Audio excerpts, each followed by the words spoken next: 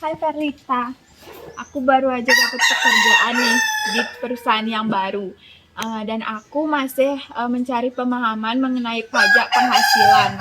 Nah, ada beberapa hal yang belum aku mengerti dari pajak penghasilan ini. Mau nggak kamu membantu aku untuk menjelaskannya?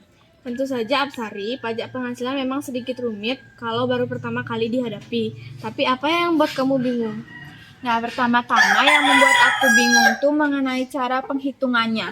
Gimana sih cara aku menghitung pajak penghasilan yang harus aku bayar selama 1 tahun setelah aku mendapatkan gaji? Nah, pajak penghasilan di Indonesia untuk individu itu dihitung berdasarkan penghasilan kena pajak yang kamu terima.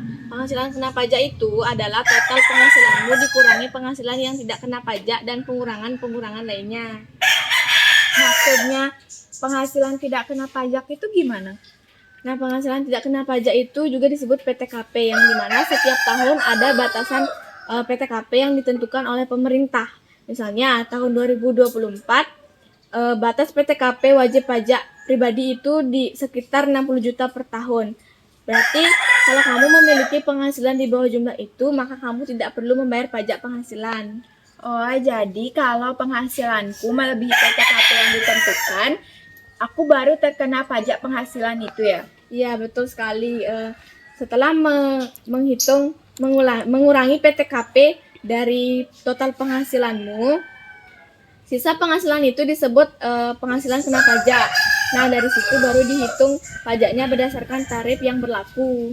Tarif pajak itu maksudnya apa? Nah, di Indonesia tarif pajak penghasilan individu itu bersifat progresif. Artinya kalau kamu memiliki penghasilan yang besar, maka tarif pajaknya juga tinggi. Nah, tarif untuk 2024 itu penghasilan mencapai 60 juta per tahun, itu 5%. Oh, kalau semisal nih aku dapat gaji setahun itu 100 juta. Terus berapa dong pajak penghasilan yang harus aku bayar? Coba hitung ya. Pertama, kurangi PTKP 60 juta dari total penghasilanmu. Sisa penghasilan pajaknya itu kan 40 juta. Nah, pajak yang harus dibayar adalah 5% dari 40 juta, yaitu 20 juta. 2 juta. Oh, tapi kalau aku merasa ada kesalahan atau kekeliruan dalam pembayaran pajak ini, aku harus gimana dong?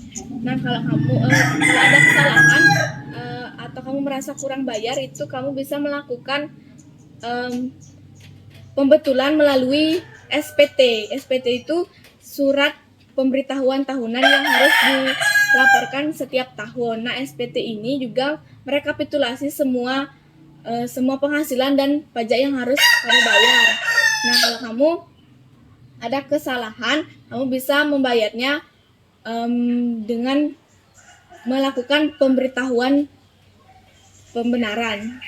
Oh gitu, terima kasih ya Verlita udah bantu aku menjelaskannya. Jadi sekarang aku harus mengecek semua penghasilanku sudah terdata dengan benar dan juga aku harus bisa memanfaatkan potongannya yang memungkinkan.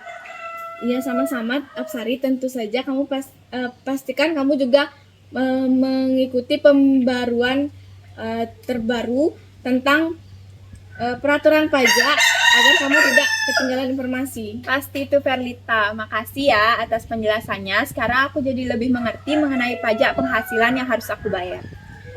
Tentu saja, semoga kamu sukses dalam pekerjaannya dan urusan pajaknya ya. Makasih ya Verlita, aku pulang dulu. Ya.